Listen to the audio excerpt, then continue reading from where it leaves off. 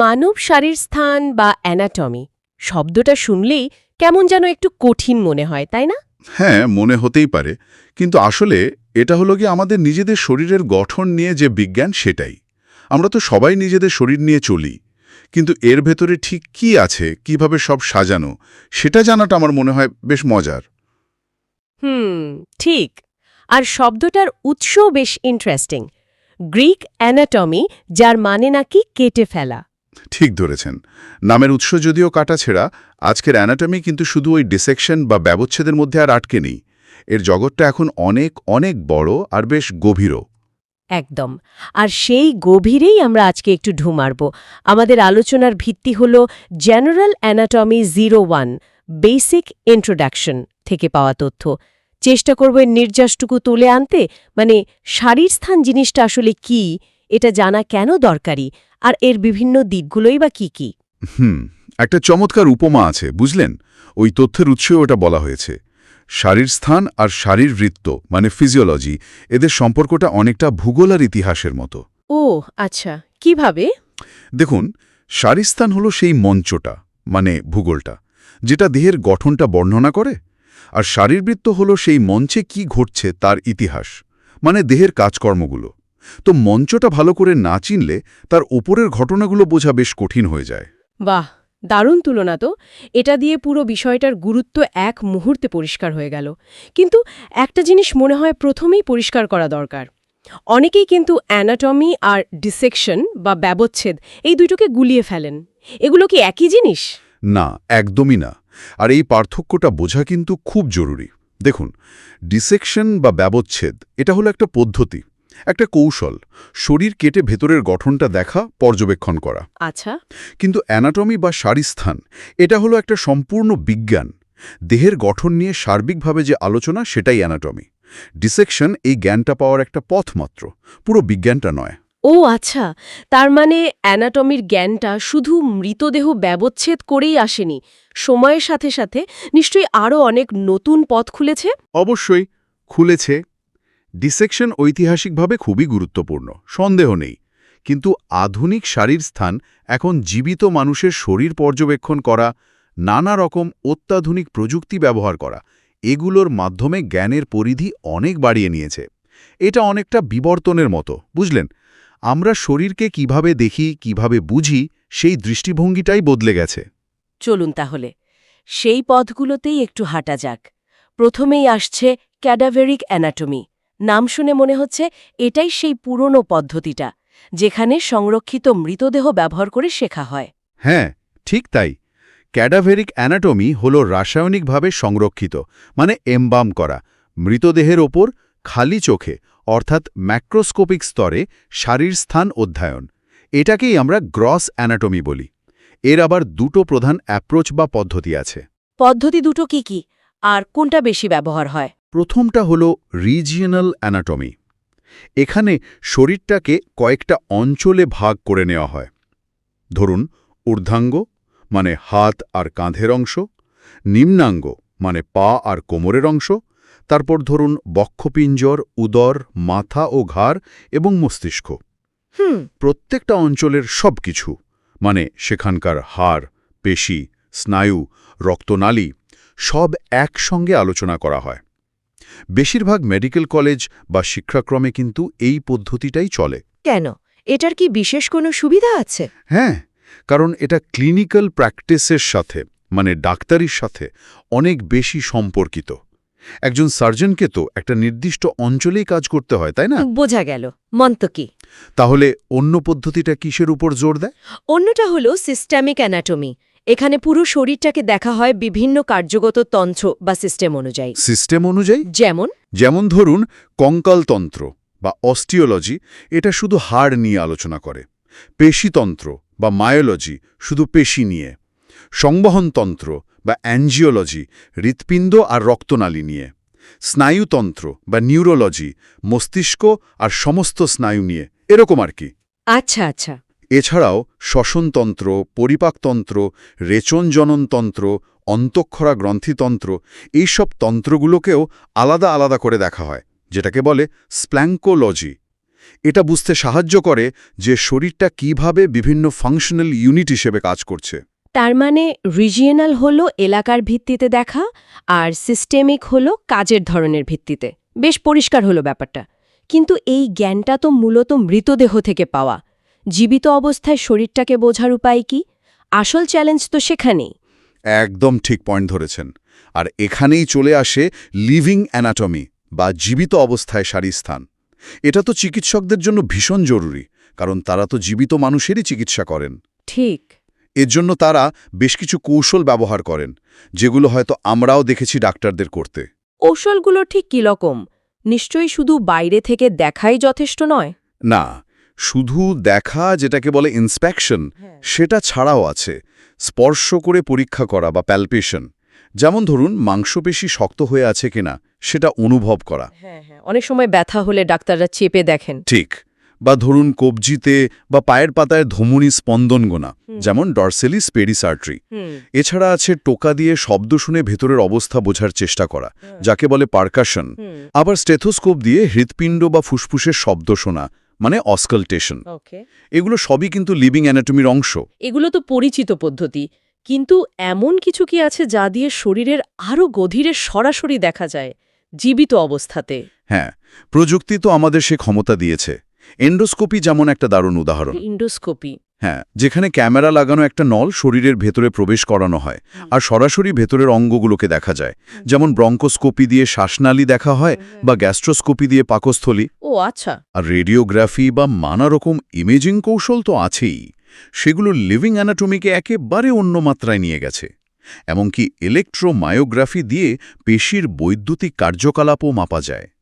এই সবই জীবিত অবস্থায় শরীরকে জানার নতুন নতুন দরজা খুলে দিয়েছে। তার মানে খালি চোখে দেখা বা গ্রস অ্যানাটমি আর জীবিত অবস্থায় বিভিন্ন কৌশল বা প্রযুক্তি দিয়ে বোঝা, এর বাইরেও তো স্তর আছে, একেবারে আণুবীক্ষণিক পর্যায়ে, মানে কোষ লেভেলে। ঠিক তাই। সেই জগৎটা হল মাইক্রোস্কোপিক অ্যানাটমি বা হিস্টোলজি। এখানে অণুবীক্ষণ যন্ত্রের সাহায্য নেওয়া হয়। টিস্যু বা কলার একদম সূক্ষ্ম গঠন দেখা হয়। কোষগুলো কিভাবে সাজানো, তাদের নিজেদের গঠন কেমন, এই জ্ঞানটা ছাড়া কিন্তু শারীরবৃত্ত, মানে শরীরের স্বাভাবিক কাজকর্ম বা বিভিন্ন রোগের প্রক্রিয়া বোঝা প্রায় অসম্ভব। এটা অনেকটা শরীরের ভেতরের স্থাপত্যকলাকে খুব কাছ থেকে দেখার মতো। স্থাপত্যকলা, বাহ, দারুণ বলেছেন। আচ্ছা, শরীর তো একটা স্থির জিনিস নয়, এটা তো সময়ের সাথে সাথে তৈরি হয়, পরিবর্তিত হয়। সেই পরিবর্তন নিয়ে কি অ্যানাটমির কোনো শাখা আছে? অবশ্যই আছে। সেটা হলো ডেভেলপমেন্টাল অ্যানাটমি বা এমব্রায়োলজি, সহজ কথায় ভ্রূণবিদ্যা। এমব্রায়োলজি মানে ভ্রূণের বিকাশ? হ্যাঁ, একটা নিষিক্ত ডিম্বাণু থেকে শুরু করে পূর্ণাঙ্গ শিশু জন্ম হওয়া পর্যন্ত মানবদেহের গঠনে যে সমস্ত পরিবর্তনগুলো ঘটে সেগুলো নিয়েই আলোচনা করে এই শাখা। মানে আমরা মাতৃগর্ভে কিভাবে ধাপে ধাপে বিকশিত হই, সেই পুরো যাত্রাটাই এর বিষয়। এখানেই কি সেই অন্টোজেনি আর ফাইলোজেনির ধারণা দুটো আসে? শব্দ দুটো বেশ ইন্টারেস্টিং শোনায়। হ্যাঁ, ঠিক এখানেই। দেখুন, অন্টোজেনি হল একজন নির্দিষ্ট ব্যক্তির জীবনচক্রের বিকাশ, মানে তার ভ্রূণ অবস্থা থেকে শুরু করে পূর্ণবয়স্ক হওয়া পর্যন্ত যে গঠনগত পরিবর্তনগুলো হয় সেটা। আচ্ছা। আর ফাইলোজেনি হল একটা পুরো প্রজাতির বিবর্তনীয় ইতিহাস, মানে লক্ষ লক্ষ বছর ধরে সেই প্রজাতিটার গঠন কিভাবে পরিবর্তিত হতে হতে আজকের রূপে এসে দাঁড়িয়েছে। ও, দুটো আলাদা জিনিস তাহলে। হ্যাঁ, একটা বহু পুরনো ধারণা ছিল অন্টোজেনি রিক্যাপিচুলেটস ফাইলোজেনি, মানে ব্যক্তির বিকাশ তার প্রজাতির বিবর্তনের পুনরাবৃত্তি করে। যদিও এখনকার বিজ্ঞানীরা মনে করেন এটা অতটা সরল নয়, কিন্তু এই দুটো দৃষ্টিকোণ, মানে একটা ব্যক্তি জীবনের বিকাশ আর গোটা প্রজাতির ইতিহাস, সারের স্থানকে একটা অন্যরকম গভীরতা দেয়, তাই না? অবশ্যই। তার মানে আমাদের প্রত্যেকের শরীরের গঠনের মধ্যেই কোথাও যেন লুকিয়ে আছে বিবর্তনের দীর্ঘ গল্প। এটা ভাবলেই গায়ে কাটা দেয়। আচ্ছা, আবার একটু প্র্যাকটিক্যাল দিকে ফেরা যাক। ডাক্তাররা যখন রোগীকে পরীক্ষা করেন, তারা তো অনেক সময় বাইরে থেকে ভেতরের অঙ্গগুলোর অবস্থান বোঝার চেষ্টা করেন। এর জন্য কি কোনো বিশেষ জ্ঞানের দরকার হয়? হ্যাঁ, আর সেটাই হলো সারফেস অ্যানাটমি বা টোপোগ্রাফিক অ্যানাটমি। এটা ভীষণ গুরুত্বপূর্ণ, বিশেষ করে রোগ নির্ণয় আর অপারেশনের জন্য। সারফেস অ্যানাটমি মানে হলো ত্বকের ওপর থেকে মানে সারফেস থেকে শরীরের ভেতরের অঙ্গ-প্রত্যঙ্গগুলোর অবস্থান চিহ্নিত করার কৌশল। ধরুন, বুকের ঠিক কোন জায়গায় স্টেথোস্কোপ রাখলে হৃৎপিণ্ডের শব্দ সবচেয়ে ভালো শোনা যাবে, বা পেটের কোথায় চাপ দিলে অ্যাপেন্ডিক্সের ব্যথা বোঝা যেতে পারে, এই সবই সারফেস অ্যানাটমির জ্ঞান। একটু আগে যে পায়ের পাতার ডরসালিস পেডিস ধমনী স্পন্দন করার কথা বললাম, সেটাও এর একটা দারুণ উদাহরণ। এটা আসলে শরীরটাকে একটা ম্যাপের মতো ব্যবহার করতে শেখায়। শরীরের বাইরের চিহ্ন দেখে ভেতরের অবস্থা বোঝা, সত্যি তো, একটা ম্যাপ। আর আজকাল তো ভেতরের ছবি দেখার জন্য প্রযুক্তি নির্ভর পদ্ধতিও অনেক উন্নত হয়েছে। সেটাই কি রেডিওগ্রাফিক ও ইমেজিং অ্যানাটমি? একদম। আধুনিক চিকিৎসা বিজ্ঞানে এটা তো একটা বিপ্লব এনে দিয়েছে। বিভিন্ন ইমেজিং টেকনোলজি ব্যবহার করে শরীরের ভেতরের এমন সব অঙ্গ বা কাঠামোর ছবি এখন দেখা যায়, যা আগে ভাবাই যেত না। কি কি আছে এর মধ্যে? এর মধ্যে আছে সাধারণ এক্স-রে, যেটা মূলত হাড়ের ছবি ভালো দেখায়। আছে কন্ট্রাস্ট এক্স-রে, যেখানে শরীরে বিশেষ কিছু পদার্থ ঢুকিয়ে রক্তনালী বা অন্য অঙ্গকে স্পষ্ট করে তোলা হয়। আল্ট্রাসাউন্ড আছে, যেটা শব্দ তরঙ্গ ব্যবহার করে ছবি তৈরি করে। আর অবশ্যই আছে সিটি স্ক্যান বা এমআরআই এর মতো অত্যাধুনিক সব পদ্ধতি। ওই যে উৎসের তথ্যে বুকের এক্স-রে ছবির কথা বলা আছে, চিত্র 1.4, ওটা একটা ক্লাসিক উদাহরণ। দেখুন, ওখানে হাড় দেখা যাচ্ছে, পাঁজরের হাড়, কলার বোন, আবার ফুসফুসের বাতাস ভরা অংশটা কালো দেখাচ্ছে। হৃৎপিণ্ডের একটা ছাড়াও বোঝা যাচ্ছে। এই সবই কিন্তু দেখা যাচ্ছে। এটা আসলে লিভিং অ্যানাটমিরই একটা খুব উন্নত রূপ, যা আমাদের কাছে অদৃশ্যকে দৃশ্যমান করে তোলে। তার মানে প্রযুক্তি শারীর স্থানের চোখকে আরও অনেক বেশি শক্তিশালী করে তুলেছে। আচ্ছা, আমরা তো মূলত মানবদেহ নিয়েই কথা বলছি। অন্য প্রাণীদের শরীর নিয়ে পড়াশোনা করেও কি মানবদেহ সম্পর্কে কিছু জানা যায়? হ্যাঁ, অবশ্যই জানা যায়। আর সেটাই করে কম্পারেটিভ অ্যানাটমি বা তুলনামূলক শারীরস্থান। তুলনামূলক শারীরস্থান এর মূল লক্ষ্য হল বিভিন্ন প্রাণীর, বিশেষ করে মেরুদণ্ডী প্রাণীদের শারীরস্থান তুলনা করা।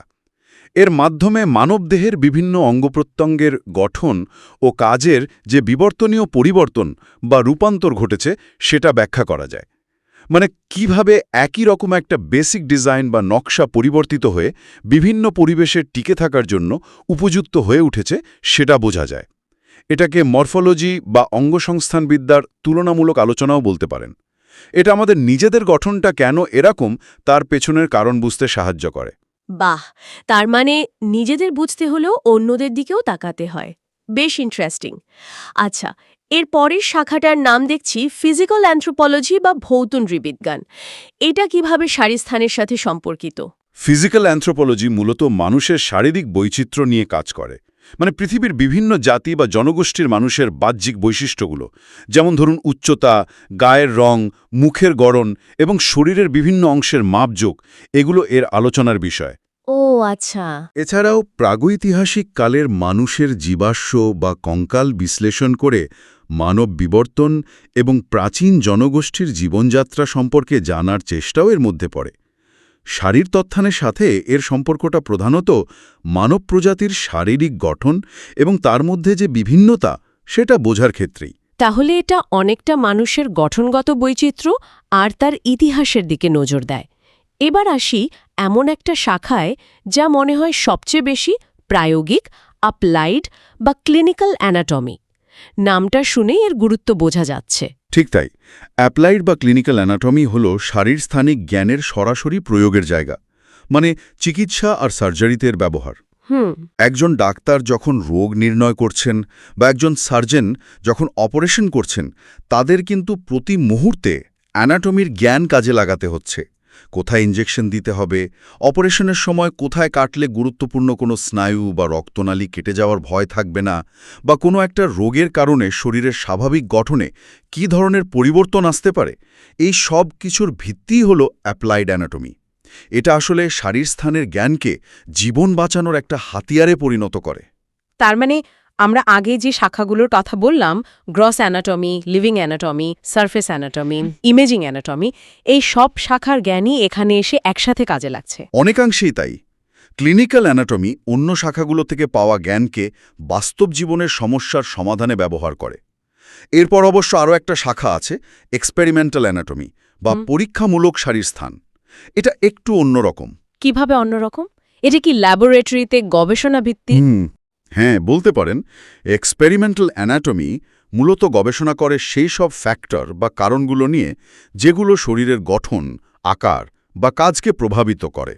উদাহরণস্বরূপ, ধরুন কোনো একটা হরমোনের প্রভাবে বা বিশেষ কোনো ব্যায়াম বা শারীরিক পরিশ্রমের ফলে দেহের কোনো নির্দিষ্ট অংশের গঠনে কী ধরনের পরিবর্তন আসছে তা নিয়ে নিয়ন্ত্রিত গবেষণা করা। এটা মূলত গঠন পরিবর্তনের পেছনের কেন বা কিভাবে তা খোঁজার চেষ্টা করে। বেশ গভীর গবেষণা তাহলে। আর শেষে জেনেটিক্স বা বংশগতিবিদ্যার উল্লেখ আছে। গঠন বোঝার ক্ষেত্রে এর ভূমিকাটা ঠিক কোথায়? দেখুন, জেনেটিক্স সরাসরি শারীরস্থানের একটা শাখা হয়তো নয়, কিন্তু এর গুরুত্ব এখন অপরিসীম। কারণ আমাদের শরীরের গঠনটা ঠিক কেমন হবে তার যে মূল ব্লুপ্রিন্ট বা নীল নকশা, সেটা তো থাকে আমাদের জিনের মধ্যেই। ক্রোমোজোমে সাজানো থাকে সেই তথ্য। ঠিক। যে কোনো জন্মগত ত্রুটি, অনেক বংশগত রোগ, এমনকি আমাদের স্বাভাবিক শারীরিক বৈশিষ্ট্যগুলো তো জিন দ্বারাই অনেকাংশে নিয়ন্ত্রিত হয়। তাই শরীরের গঠনটাকে পুরোপুরি বুঝতে হলে তার পেছনের জেনেটিক ভিত্তিটা জানাটাও খুব জরুরি হয়ে পড়েছে। বলতে পারেন সারের স্থান আর জেনেটিক্স এখন একে অপরের পরিপূরক। সত্যি, আজকের আলোচনা থেকে এটা একদম পরিষ্কার হলো যে সারের স্থান শুধু ওই মৃতদেহ কাটাছেড়ার বিষয় নয় মোটেও, বরং এটা মানব দেহকে বোঝার একটা বহুমাত্রিক এবং ক্রমাগত বিকশিত হতে থাকা একটা বিজ্ঞান। এর প্রত্যেকটা শাখা যেন শরীরটাকে দেখার একটা নতুন জানালা খুলে দিচ্ছে। একদম।